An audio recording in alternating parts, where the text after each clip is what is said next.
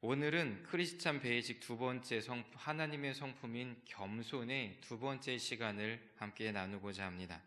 특별히 오늘은 겸손이 우리 삶에서 어떤 역할들을 감당하는지, 겸손이 우리 삶 가운데 어떤 은혜와 어떤 축복의 통로가 되는지를 함께 살펴보고자 합니다. 1월입니다. 이제 1월도 중순이 다 지나가는 것 같습니다. 1월은 뭐니 해도 떡국의 시기지요. 아이들은 가능한 한 많은 그릇을 떡국을 먹고 나이를 많이 먹고 싶어 합니다.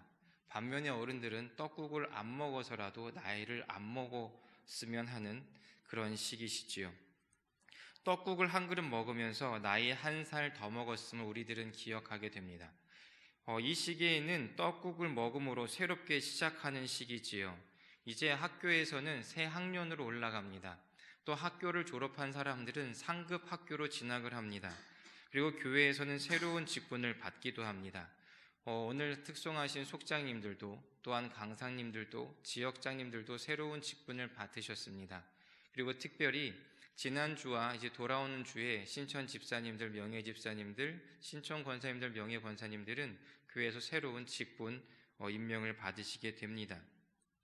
1월은 그러기 때문에 설레이기도 합니다. 왜 아이들은 나이 먹는 것을 기뻐합니까? 왜 아이들은 학년이 올라가는 것들을 기뻐할까요?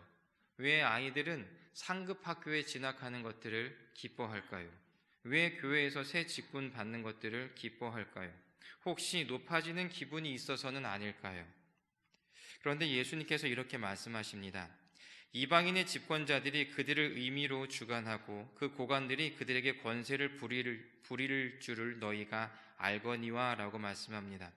세상은 점점 높아지려고 합니다. 그 대표적인 이야기가 창세기 11장에 나옵니다. 바벨탑을 쌓는 이야기지요. 그 이야기는 인류의 건축사적 굉장한 진보가 기술 혁명이 일어나는 이야기가 있습니다. 이전에 사람들은 건축을 할 때에 돌을 구해다가 진흙으로 그 틈을 메워서 지었던 것으로 압니다. 그런데 인류가 발견한 새로운 기술은 진흙을 구워서 벽돌로 만들고 그 사이에 역청을 발라서 튼튼하게 또 높게 건축을 할 수 있는 신기술을 발견한 것입니다. 벽돌을 구웠기 때문에 반듯하게 그들이 원하는 모양으로 중심을 잡으면서 아주 넓게 또 아주 높게 세워갈 수 있었지요. 역청으로 방수처를 하였기 때문에 물이 들어올지라도 비가 올지라도 홍수가 올지라도 넘어가지 않도록 만드는 건축의 신혁명을 만들게 되었습니다. 이 기술을 통해서 사람들이 꿈꾼 것이 무엇입니까? 하늘에 닿자라는 것입니다. 하늘에 닿을 만큼 탑과 성을 쌓아서 결론은 하나님이 또다시 홍수를 만들지라도 하나님이 우리를 재앙으로 넘기려는 그 홍수, 그래서 우리를 세상에서 흩어버리려고 하셨던 하나님의 그 심판, 우리를 이 땅 가운데서 사라지게 하시려는 하나님의 그 심판으로부터 우리 면하자라는 것입니다. 우리가 세운 탑이 하늘에 닿게 하여서 하나님도 우리를 어찌할 수 없게 하자는 것입니다. 만일 우리가 하늘에 닿을 만큼 탑을 쌓았을 때에 하나님이 다시 한번 물로 심판을 하려고 한다면 하나님도 죽고 우리도 죽고 그런 심보인 것이지요. 이 모습이 어디에서 출발했을까 생각했을 때에 아담과 하와의 선악을 알게 하는 나무과실 따먹는 사건에서 출발됐다는 것을 다시 한번 생각했습니다. 에덴 동산의 선악을 알게 하는 나무 그리고 생명나무, 이 두 개의 나무는 그곳에서 하나님의 절대 주권을 나타내는 나무였습니다. 하나님의 나라가 세워지는 기초를 상징하는 것들입니다. 그런데 아담과 하와는 그것을 무시했던 것입니다. 하나님께 우리 한번 동등해 보자고 들이밀어버린 것입니다. 아이들이 쓰는 말로, 속된 말로 맞짱 뜨자라고 나오게 된 것입니다. 사랑하는 성도 여러분, 성경 말씀을 보면 하나님께 교만하면 멸망합니다. 또한 교만은 하나님의 나라를 무너뜨립니다. 이 교만이라는 것은 유독 나와 하나님 1대1의 개인적인 관계에서만 적용되는 문제가 아닙니다. 개인과 민족 간의 문제도 결부가 되어집니다.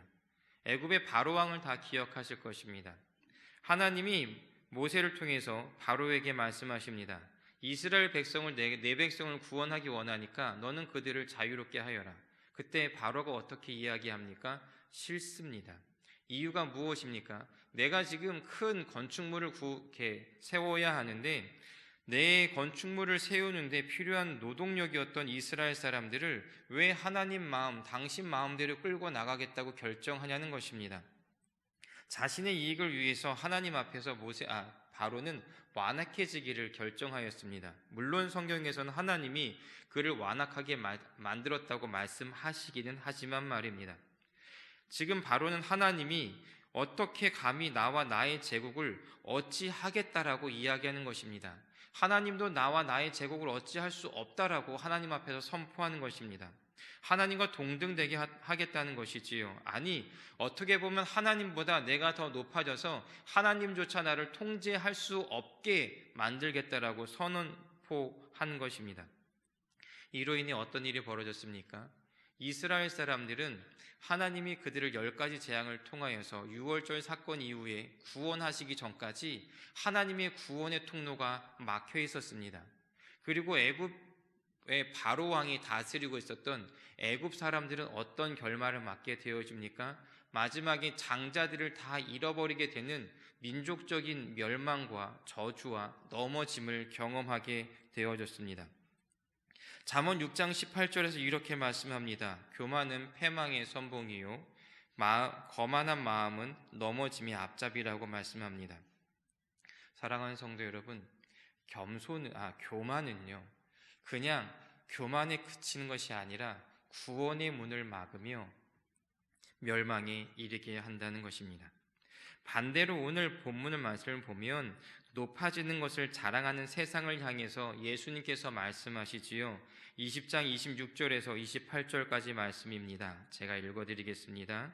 너희 중에 누구든지 크고자 하는 자는 너희를 섬기는 자가 되고 너희 중에 누구든지 으뜸이 되고자 하는 자는 너희의 종이 되어야 하리라.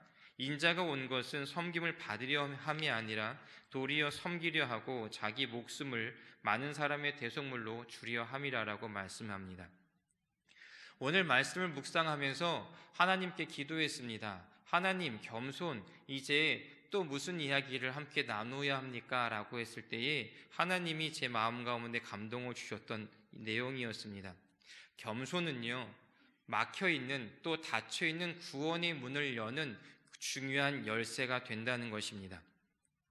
예수님은 이 땅에서 참 많은 일을 행하셨고 많은 것들을 경험하셨습니다. 그런데 우리가 먼저 생각해야 할 것, 예수님이 이 땅에 처음 오실 때의 상황입니다. 낮은 자리로 오셨습니다. 우리가 쉽게 말하는 말구유에서 태어나셨습니다. 이 외양간에서 태어나셨던 예수님의 모습을 우리들은 굉장히 낮고 춥고 불쌍하고 갈데없는 곳으로 쉽게 생각을 하게 되어집니다. 그런데 그 당시에 이스라엘의 그 가옥 구조를 보면 조금 더 다른 생각까지 해볼 수가 있습니다. 이스라엘의 집 구조는 대부분 2층으로 구조가 구성되어져 있는데 2층에서는 사람들이 생활을 하는 거주 공간이고 1층에는 주방과 그리고 외양간이 있습니다. 그리고 주방과 외양간 사이에 그 불구덩이 같은 게 있어서 온 집안을 따뜻하게 하는 난방의 공간이 그 사이에 있습니다. 그러다 보니까 외양간이 집 안에 있잖아요. 그래서 1층에서 아이들이 혹여라도 어린 양이 태어났을 때는 아이들 같은 경우는요, 어린 양을 안고 그 외양간에서 따뜻하게 자기도 했다라고 합니다. 이렇게 본다면 예수님은 낮고 천한 곳에 오셨습니다. 그리고 예수님이 이 땅에 오셨었던 가장 큰 중요한 이유를 우리는 발견하게 되는데 예수님은 어린 양으로 오셨다라는 것입니다. 그리고 어린 양으로 모든 인류의 대속물로 오셨다라는 것을 우리들은 자연스럽게 알게 되어집니다. 그리고 예수님은 마지막 만찬 때에 세족식을 제자들에게 베풀어 주시지요. 그 당시에 다른 사람의 발을 씻긴다는 것은 종이나 하는 것을 다 알고 계실 것입니다.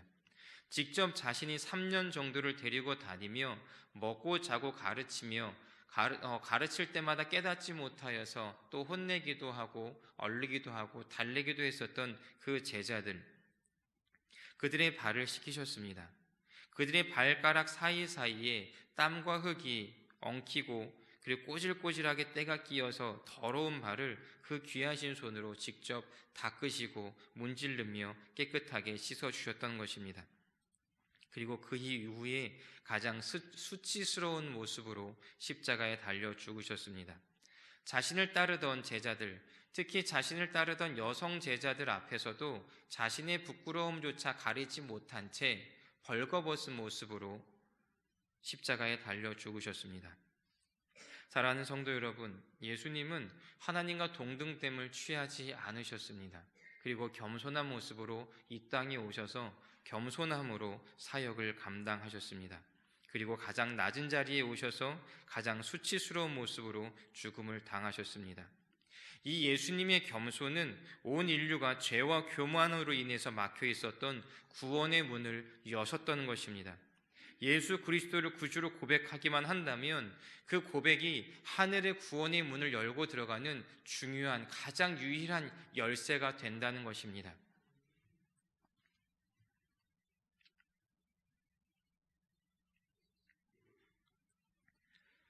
겸손의 두 번째 역할은 그거는 좀 이따가 해야겠네요. 이재철 목사님의 책 비전의 사람이라는 책에 나오는 이야기입니다. 20세기 초에 일본에서 갓 안수받은 나가노라는 젊은 목사님이 있었습니다. 그 당시 일본은 지금도 그렇지만 기독교인이 별로 없었던 시절입니다.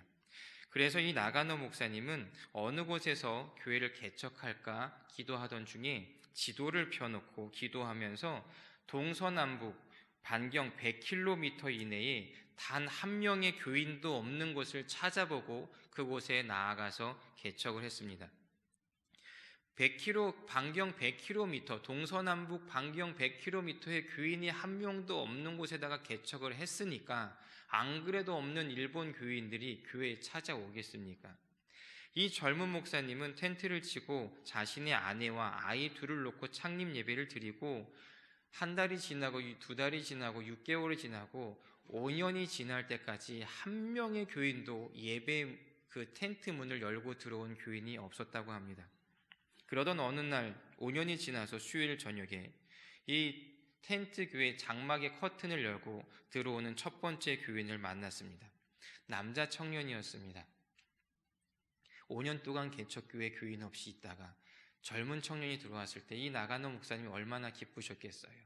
그래서 예배를 드리며 말씀을 정말로 뜨겁게 전하고 그리고 식탁에 교제를 하기 위해서 자기 식구들과 함께 식탁에서 저녁밥을 먹게 되었습니다. 그런데 갑자기요, 이 남자 청년이 각혈을 해버린 겁니다. 폐렴 환자였습니다. 이 나가노 목사님이 이 책에 보면 순간적으로 갈등을 했다고 합니다. 여러분 어떻게 하시겠습니까? 5년 만에 첫 번째 온 교인인데 우리 식구들과 지금 밥을 먹고 내 아이가 있는데 앞에 앉아서 청년이 폐렴의 환자가 각혈을 해버립니다. 내 자녀들, 내 식구들 걱정되지 않을까요? 그런데 이 나가노 목사님은요, 이렇게 결심했다고 합니다. 주님께서 주신 첫 번째 교인인데 내가 이 영혼을 어떻게 저버릴 수 있겠습니까? 라고 해서 두 손으로 그 각혈한 피를 닦아서 쓸어서 버리고 그 식탁을 정리하고 끝까지 식탁의 교제를 나누었다고 합니다. 사실 그때 폐렴 환자로 찾아왔었던 그 청년은 당시 일본의 유명했던 정치인의 사생아였다고 합니다. 태어날 때부터 출신이 사생아였기 때문에 여러 괴로움 속에서 살고 있다가 우연히 복음의 소식을 전하고 예수 그리스도를 영접했다고 합니다. 그리고 신학교에 다니면서 정말로 열심히 전도했다고 합니다. 열심히 전도하면서 사역하다가 폐병을 얻게 되었던 것이래요. 전도하고 신학교에서 공부하면서 힘들게 사역을 감당하다 폐병이 걸리는 것을 알게 된 학교는 신학교에서 이 학생을 정학을 시켜버렸습니다. 그리고 그가 다니던 교회에서도 이 젊은 청년을 교회 오지 말라고 파문시켜버렸다고 합니다. 다시 나오면 학교도 오고 교회도 오라고 했다는 것이지요. 이 청년이 생각할 때에 그 수모와 아픔들을 당하면서 이런 생각을 했다고 합니다. 성경은 거짓말이구나. 예수의 사랑 다 거짓말이구나.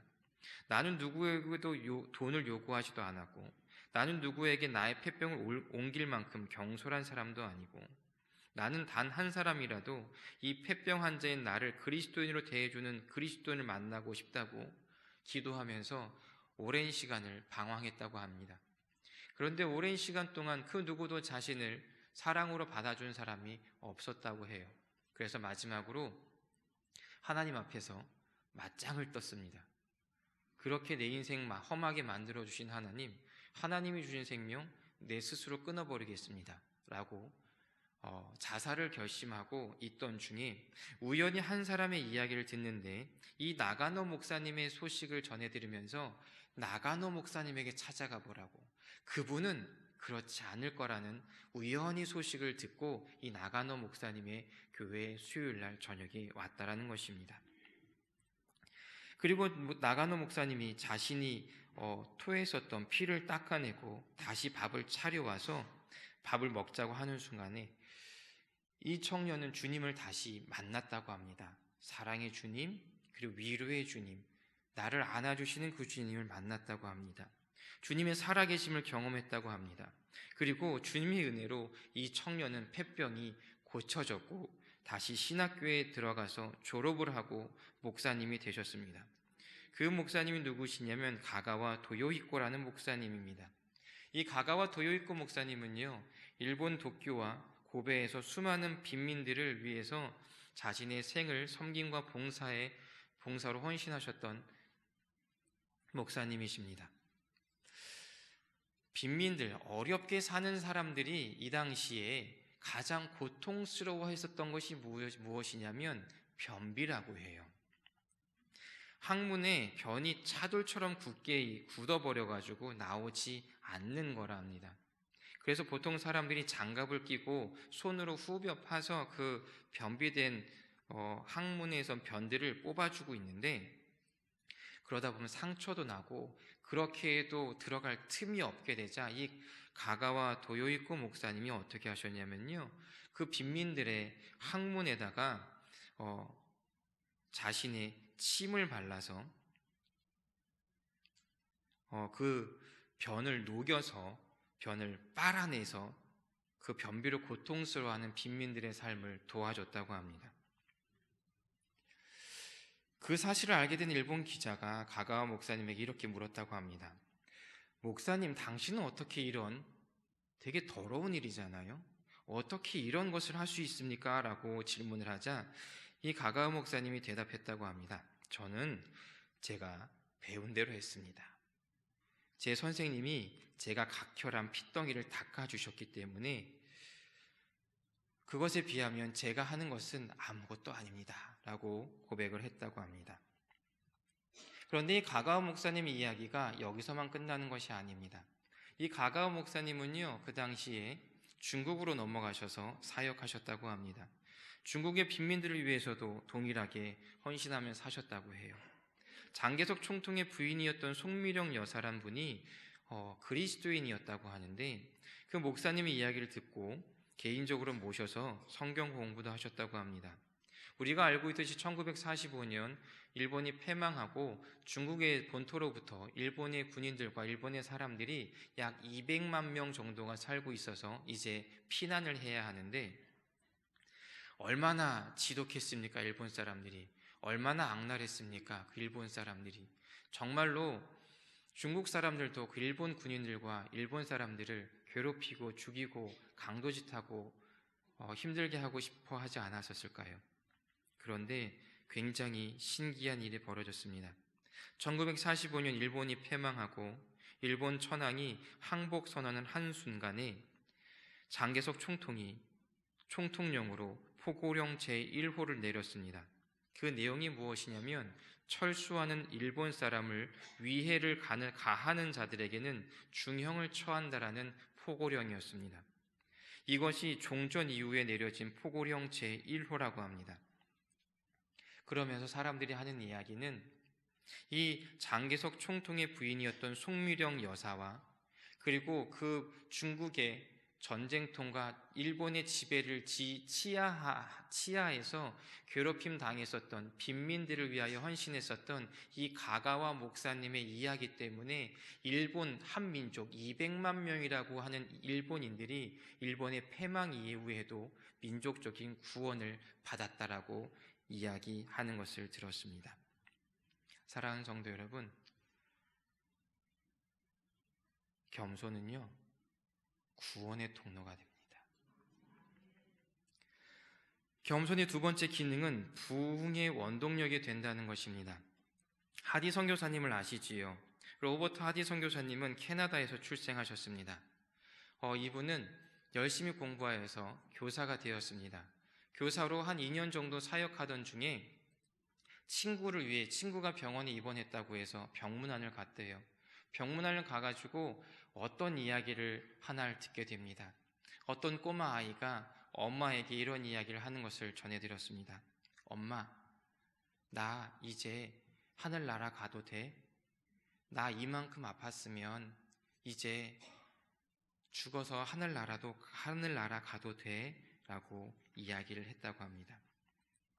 그랬더니 엄마가 이런 이야기를 했나 봐요. 데이빗, 우리 하나님께 기도하자. 그랬더니 이 데이빗이라고 불렸었던 그 꼬마 아이가 엄마에게 질문했다고 합니다. 엄마, 기도하면 안 아파?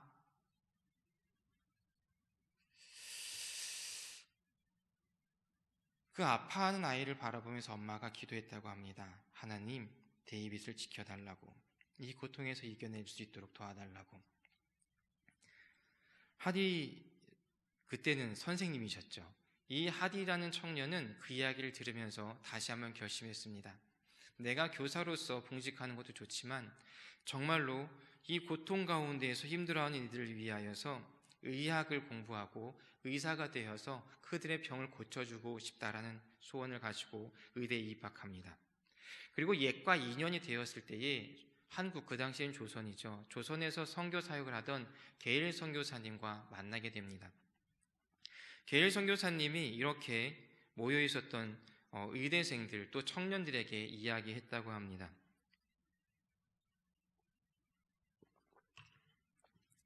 좀 궁금해하시라고 물을 마셨습니다. 게일 선교사님이 청년들한테 이렇게 이야기했대요. 내가 조선에서 사역하는데 조선의 복음이 전파되지 않습니다. 이 조선이란 땅에 왜 복음이 전파되지 않는지 아십니까? 라고 했을 때에 이 똑똑하고 의로운 성격을 갖고 있는 하디가 손을 들고 그 게일 선교사님한테 얘기했다고 합니다. 선교사님, 보통 미개한 민족일수록 복음 수용력이 떨어지기 때문입니다. 라고 아주 똑똑한 대답을 했다고 합니다. 이 대답을 듣고 게일 선교사님이 하디 때는 의대생이죠. 하디에게 이렇게 얘기했다고 합니다. 아닙니다. 조선에 복음이 전파되지 않은 이유는 조선 사람들의 마을마다 찾아가 복음을 전할 사람이 없기 때문입니다. 라고 대답을 했다고 합니다. 이후에 하디는 또 한 번 인생의 변화를 겪습니다. 해외 선교를 위해서 당시에 굉장히 큰 붐을 이루었었던 무디 목사님을 통하여서 붐이 일어났었던 학생 자원운동에 동참해서 의료 선교사로 파송을 받게 되어집니다. 서울에서 의료 사역을 하다가 부산으로 옮겼습니다. 부산에 의료 선교사들이 굉장히 많이 들어오게 되자 다시 원산으로 이동합니다. 그리고 의료 사역을 하다가 목사 안수를 받고 다시 조선 땅에 파송받아서 도착을 했습니다. 하디 선교사님은요, 강원도 최초의 교회였던 지경터 교회를 개척했고, 그리고 사역하면서 현재까지 존재하고 있는 강원도 최초의 교회인 양양교회를 설립하셨고요, 그리고 강릉중앙교회를 설립하셨던 분이십니다. 정말로 열심히 방방곳곳을 다니면서 복음을 전하고 전도하셨던 분이시지요. 그런데 이 하디 목사님은 성격이 굉장히 의로우셨던 것 같아요. 그래서 교인들의 영적 상태에 항상 만족스럽지가 않아서 예를 들어서 주일 예배 안 지키면 교인들 징계했다고 합니다. 주일 예배 안 오면 하디 목사님은요, 혼내셨대요. 그리고 그 당시에 횡령과 타락과 도덕적으로 많이 방만했었던, 타락했었던 조선 교인들을 바라보면서 출교도 시키셨다고 합니다. 굉장히 엄격하게 복음을 전파하셨다고 합니다. 그런데요, 이로 인해서 하디 목사님이 사역하셨던 교회, 전반적인 교회 분위기가 영적으로 침체가 되어졌다고 합니다. 왜냐하면 하디 목사님이 교인들이 감당할 수 없는 수준의 의로움을 강조하고 굉장히 강하게 징계하시면서 교인들을 돌보다 보니까 못 따라가게 했어서 힘들고 지쳐서 포기하고 다 떨어져 나갔다고 합니다. 하디 선교사님이 사역자로서 정말로 실망했다고 합니다. 그 내용들을 읽어보면 어느 날 주일인가 예배를 준비하고 있는데 교인이 한 명도 안 왔대요. 너무나 낭망해서 좌절하는 그 순간에 하디 선교사님 안에서는 분노가 일어났다고 합니다. 어떻게 내가 의사를 포기하고 교사를 포기하고 넉넉한 삶을 포기하고 편한 삶을 포기하고 이 험한 곳까지 와가지고 복음을 전하겠다고 이렇게 애쓰고 힘쓰고 있는데, 하나님 말씀대로 살리겠다고 하고 있는데 어떻게 주일날 교인이 한 명도 안 와? 라고 분노하며 있을 때에 그 사모님이 이야기하셨대요. 목사님의 모습을 먼저 살펴보면 어떻겠냐고. 이후에 하디 목사님은요, 그 당시에 한국의 선교사로 나와 있던 분들과 함께 기도회를 하면서 하나님 앞에 기도하며 나아갈 때에 큰 깨달음을 받게 되었다고 합니다. 자신이 백인으로서의 민족적인 우월감들, 의사로서의 신분적인 그 교만함들, 또한 성령 충만 없이 자신의 의와 자신의 방법과 자기의 그 드러냄을 위하여서 결과물을 내기 위하여 해온 사역들을 고백하면서 회개하기 시작했다고 합니다. 자신이 얼마나 교만한지를 깨닫고 그 교만 앞에서 무릎을 꿇고 겸손함으로 나아갔다고 합니다. 그 이후에 어떤 일이 벌어진지 아시지요? 원산에서 부흥이 일어납니다. 그리고 그 부흥이 평양으로 이동하게 되어집니다. 우리가 다 알고 있는 1907년에 평양 대부흥운동의 중심지가 되어졌던 장대영 교회를 기억하실 것입니다. 그리고 그 부흥의 중심이 섰던 길선주 장로님, 당신은 장로님을 기억하실 것입니다. 우리가 알고 있듯이 일주일 동안 말씀 사경회가 진행되어지고 저녁에 부흥회가 일어나는데, 그 장대영 교회의 평신도 지도자였던 길선주 목사님이 보기에 집회가 너무나 안 풀리고 너무나 은혜를 받지 못하여 하나님 앞에 무릎을 꿇었을 때에 하나님이 자신의 부끄러운 죄의 모습을 드러나게 하셔서 교인들 앞에서 먼저 회개했었던 것을 우리들은 기억할 것입니다.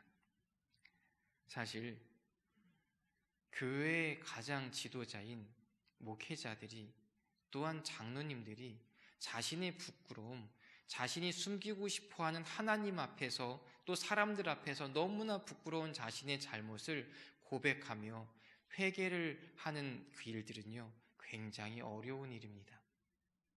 왜냐하면 목회자인데요, 장로인데요, 하나님 앞에서 십자가를 경험한 이 길선주 장로님은 무릎을 꿇으셨습니다. 그리고 겸손하게 하나님 앞에 나아갔습니다. 그 모습으로 성도들과 교회 앞에 나아갔습니다. 그리고 자신의 죄를 고백했습니다. 무엇이냐면 길선주 장로님도 하디 선교사님도 내가 하고 싶은 대로 내 삶의 주인이 나라고 생각했었지만 어느 순간 하나님이 개입하셔서 멈춰라고 했을 때에 통제받을 수 있는 상황이 된 게 겸손이라는 것입니다. 사랑하는 성도 여러분, 우리는 우리의 마음대로 살고 싶잖아요. 우리의 뜻대로 살고 싶잖아요. 우리의 경험과 방법대로 살고 싶잖아요, 사실. 근데 하나님이 통제할 때에 우리들은 통제받을 준비가 지금 되어져 있습니까? 내가 통제받을 준비가 되어져 있다면 하나님의 말씀에 통제되는 사람이라면 겸손한 사람인 거고, 하나님조차 통제할 수 없는 삶을 살고 있다면 그것이 교만한 삶인 것 같습니다. 다 아시겠지만 하디 선교사님의 겸손함으로 무릎 꿇음과 길선주 장로님의 겸손함이라는 무릎 꿇음을 통하여서 한국 교회에서는 전 세계 기독교 역사 가운데에 아마 이전에도 없었고 앞으로도 없을 만한 부흥을 경험하게 되어졌다는 것입니다.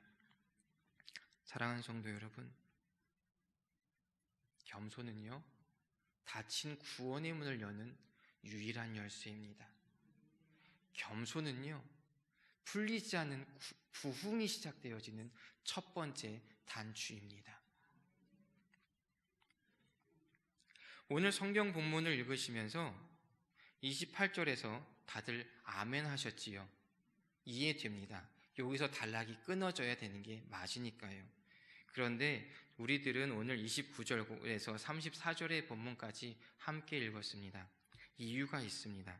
왜 뜬금없이 34절까지 다 읽었냐면 29절에서 34절에는 예수님이 여리고에서 떠나시던 그때쯤에 두 명의 맹인이 예수님 앞에 나아오는 모습을 보게 됩니다. 예수님이요, 26절에서 28절까지 이렇게 말씀하셨어요. 내가 온 것은 섬김을 받으려 한 게 아니라 섬기러 왔다. 나를 따르려면 으뜸이 되고자 한다면 너희들 으뜸이 되려고 하지 말고 먼저 너희의 종이 되어져야 한다라고 말씀을 하셨어요. 그 이야기를 들었어요. 그것을 배웠어요. 그런데 그것을 들었던 사람들이 배운 대로 했냐라는 이야기가 29절에서 34절에 나오는 이야기인 것입니다. 제가 아까 속장님들 특송하고 들어가셨을 때에 배운 분들은 다르시다고 제가 말씀을 드렸잖아요. 왜 그 이야기를 했냐면 제가 예배팀 교육할 때에 말씀을 드렸거든요.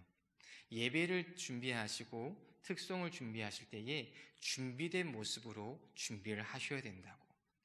복장도 자세도 저 앉는 자리도 준비된 모습으로 하셔야 된다고 말씀을 드렸는데 3일이 지나서 딱 그대로 저 자리에 모여서 서 계시다가 일사불란하게 나오셔서 찬양하시고 또 준비된 모습으로 들어가신 모습을 보고 제가 배운 분들은 다르다라고 말씀을 드렸어요.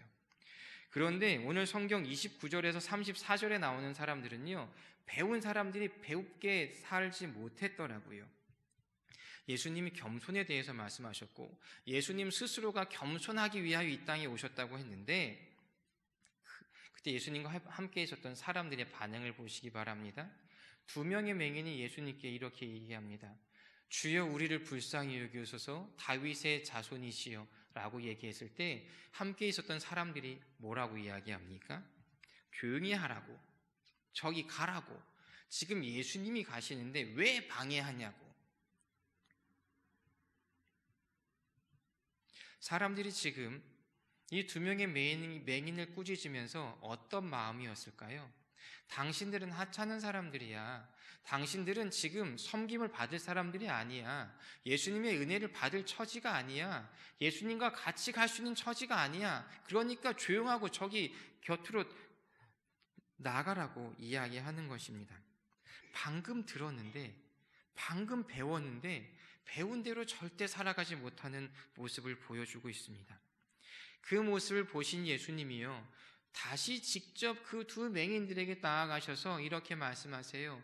내가 당신들을 위하여 무엇을 해주기 원하십니까? 라고 얘기합니다. 그리고 두 맹인은 보게 해달라고 하고 눈뜨게 해달라고 하고 예수님은 그들을 겸손함으로 섬겨주셨습니다. 그리고 그들은 예수님을 만났고 그리고 구원을 얻었으며 그리고 예수님의 제자가 되었다라고 성경에서 이 겸손의 이야기를 마무리하고 있는 것을 우리들은 성경을 통해 배우게 됩니다. 새로 집사님으로 임명받으시는 분들, 또 다음 주에 돌아오는 주일날 권사님으로 임명받으시는 모든 분들, 그리고 속회 지도자로서 속장과 강사와 지역장으로 또 교구장으로 임직을 하시는 임명받으신 모든 분들께 주님의 이름으로 권면합니다. 우리들은 하나님의 성품이 회복되어져야 합니다. 그것이 그리스도인으로서의 가장 기초 상황입니다. 겸손해야 합니다. 하나님 앞에 임명받은 우리들이 겸손해져야 합니다. 그래야만 막혀 있었던 구원의 문이 활짝 열릴 수가 있습니다. 닫혀 있었던 구원의 문이, 아니 부흥의 역사가 시작되어질 수 있습니다. 오늘 이 말씀을 통하여서 우리들에게, 예수님의 겸손을 통하여서 우리들에게 하시고자 하신 이야기가 바로 이 말씀입니다. 저도 이 말씀을 묵상하고 이 말씀을 준비하면서 하나님 앞에 이 겸손함의 문제를 가지고 되게 크게 다름을 받았습니다. 저도 제 안에 되게 교만이 있었거든요. 물론 지금도 교만할 것 같고 앞으로도 교만할 것 같지만 한 가지만은 기억하려고 합니다. 배운 것, 그리고 들은 것, 깨달은 것, 잊지 않고 살아가려고요. 예수님의 말씀을 듣고 잊어버리고 딴 행동했었던 그 큰 무리와 같이 살지 않기를 하나님 앞에 매일매일 기도하며 살아가고 있습니다. 하나님의 성품인 겸손을 통하여서 2020년 성지교회에 구원의 문이 활짝 열려 이 원종동과 부천시에 구원받아야 할 모든 사람들에게 구원의 은혜가 흘러가기를, 또 우리 성지교회와 이 지역에 있는 교회들에게 닫혀있는, 막혀있는 부흥의 그 문들이 활짝 열려서 하나님이 2020년 정말로 수년 내에 이루실 그 부흥의 역사가 올 한 해에 성지교회로부터, 아니 올해 새로 임직을 받은 모든 성도님으로부터, 아니 우리 한 명 한 명으로부터 시작되어지기를 주님의 이름으로 축복합니다. 기도하겠습니다.